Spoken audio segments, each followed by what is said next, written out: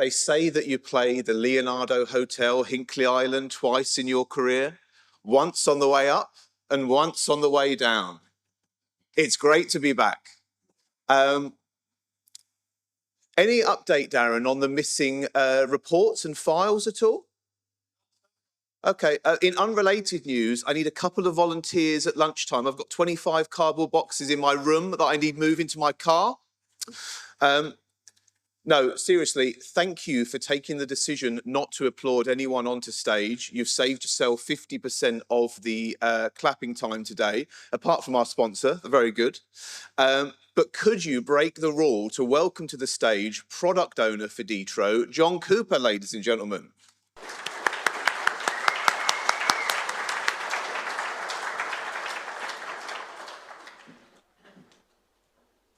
Thanks very much, Paul. I'm only going to be on here a short time. Paul wants me to, we want to show a video to you that we've made very recently. And the reason we haven't made this video before now is that we're all developers and engineers and analysts and policy people. But we have therefore utilized some interesting AI tools. We've used a video making tool called Synthesia to make a 2-minute intro, basically promotional video about the D-TRO service. Now, it wasn't possible to just say to Synthesia, please make us a 2-minute video. Here's some information, go ahead, push a button and see it. We did use another tool called Notebook LM by Google, and we fed it some official classified information about the service in like the consultation document and the guide for decision makers. This made us a nice 1-page long summary about what D-TRO was all about, but it was still quite a stale piece of information and not suitable to be disseminated in a video. I then fed it into our Microsoft Copilot and asked Copilot, please, can you turn this into a snazzy 2-minute video about D-TRO? And this, it did pretty well. Have to say that the script it generated still needed quite a lot of manual editing, so there has been some tweaks to it. Importantly, the Synthesia is an American-based tool, and we were able to tweak some of the pronunciation. Otherwise, things would just come out in various different ways. Quite often in the same paragraph, it would say things differently. Anyway, that's all been fed in, edited, manually approved, and we'd like to show it to you now. Welcome. Let's talk about the new Digital Traffic Regulation Orders, or D-TROs, in England. Right now, many traffic regulation authorities use paper-based processes to create their TROs. Those that have gone digital do so using a wide variety of systems. D-TRO is about standardizing digital TRO data and making it available as open data.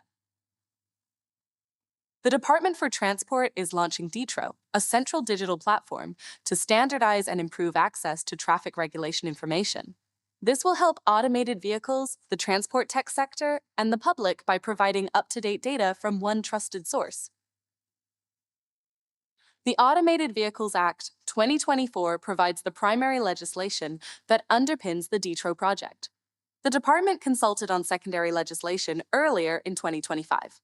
We sought feedback on new rules that will require traffic regulation authorities to submit their data to the D-TRO platform, specifying what, when, and how information should be provided. The outcome of the consultation will be known later in 2025. The D-TRO service, funded by the Department for Transport, is a central hub for digital traffic regulation order data. It's an API-first service which is in private beta now and will be ready for public beta later in 2025. D-TRO uses a consistent, standardized data model to ensure all submitted information is compatible and easy to use. D-TRO itself doesn't provide any central authoring tools. Traffic regulation authorities will use their own systems or compatible software provided by digital solution providers to create and publish their data. All data will be open, benefiting automated vehicles, tech providers, and more. Stay tuned for more updates on how D-TRO will revolutionize traffic regulation orders in England. Well, thank you very much, John Cooper, for that. Let's give him a round of applause.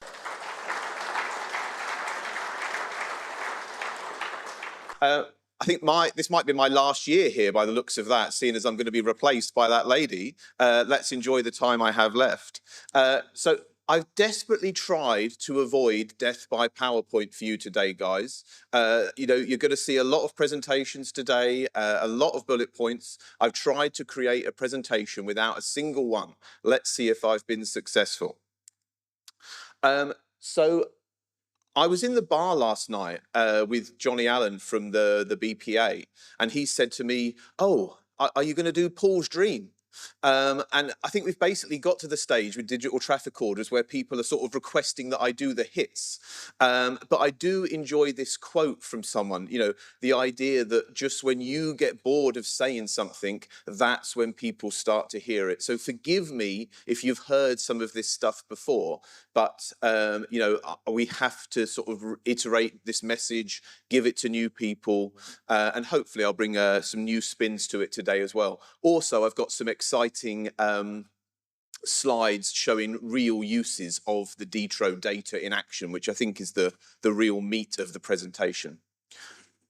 But let's just take 1 second to think that I stood up here in front of you guys just over a year ago with Dr. Gareth Tilley, and we had nothing, essentially. We had no code. We weren't even in an implementation phase, really. We were just starting the beta. And now we have a fully fledged working digital traffic orders environment. We have over 12,000 orders in the production environment today, which I think is a huge achievement and worth reflecting on. If we think about the Street Manager project that I was involved with before, at this stage during the life cycle of that project, a few months into private beta, we had approximately zero orders in the production environment. So to have thousands, I think it's a huge, mark of how well the service is doing. The AI lady has already taken my thunder here. We have the Automated Vehicles Act. We did that consultation. Some of you might be thinking, okay, this is great, but when is it actually going to become a legal requirement? I don't have that information for you here today, but as soon as we've gone through those consultation responses, got the okay from the minister, we will get that information out to you. You guys will be some of the first to hear it, I'm sure, so bear with us on that front. And now it is time for Paul's Dream. So I've done this before. I've spoken about the 4 stages of the product as I see it. The first stage is the one we're in now. We're in private beta. We're heading into public beta over the next couple of months. People are sending their orders into the service. It's not a legal requirement. Stage 2 is later in the year, early next year. It will become that legal requirement to send your orders into the D-TRO service. Stage 3 is that people say, oh, we like this. We already have our parking stuff digitized, but not our moving traffic offences. No problem. Send in to us what you've got. Oh, we've just done a review and consolidated everything. We have all our traffic orders in that digital format. Great stuff. So now we've got maybe moving traffic offences in Manchester. We have everything in Surrey, but we've got gaps elsewhere in the country. We're starting to build it up. Stage 4 then becomes having that total set of digital traffic orders data. And that's where we can start to do the really fun stuff. I got involved in a conversation with the exhibitors this morning where someone was talking, without me prompting them, about dynamic road markings and loading bays being different colours. And presumably it can be D-TRO that powers all that stuff and enables that stuff for the economy, with the government's theme of growth. And I like to go a bit further with Paul's Dream as well today. When I'm doing the webinars, a lot of people say questions like, oh, we write our orders under some section of some act and that's not covered in the Automated Vehicles Act.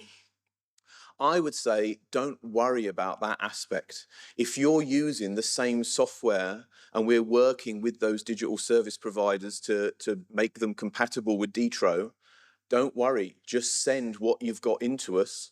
And furthermore, I'm looking forward to going beyond with D-TRO as well. You know, we talk about yellow box junctions, we talk about height restrictions. Even if they're not part of your traffic orders, if you're using the same software to create those restrictions and that information, why wouldn't you send it into the D-TRO service? So I'm looking forward to seeing how it builds over time. So now we go into the fun stuff, I think. So I didn't realise, by the way, how important George was. George, where are you? Can we get a shout? So I went to the innovation day at the Millbrook Proving Ground recently.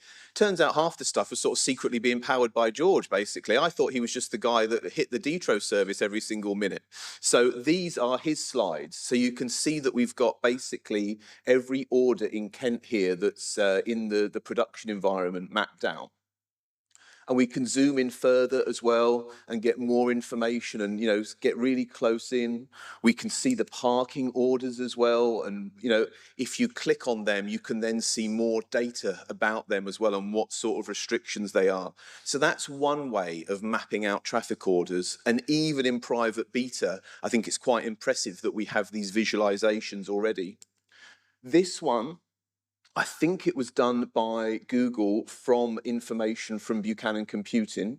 And you can see that, you know, in a rudimentary way, we're starting to map out at a really low level what the restrictions are.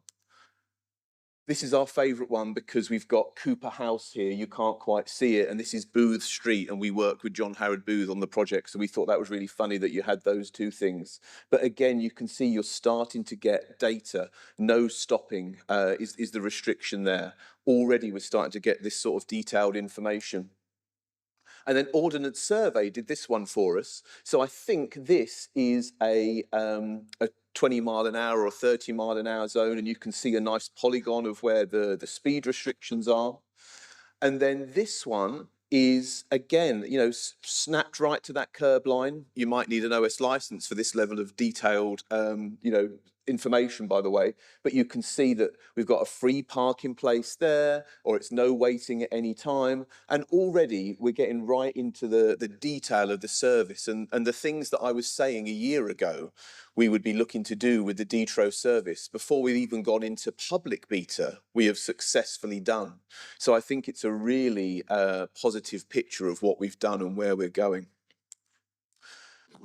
As always, I'm asking you guys to keep getting involved. Thank you to everyone who's been on a webinar in the last year, be it a technical one or a general one. We'll be doing more of that sort of thing. Thank you to everyone who's taken part in the private beta or wants to join public beta in the next couple of months. Stay involved. We'll keep pushing out information through TTF. Thanks very much. You've been a wonderful audience. Take care.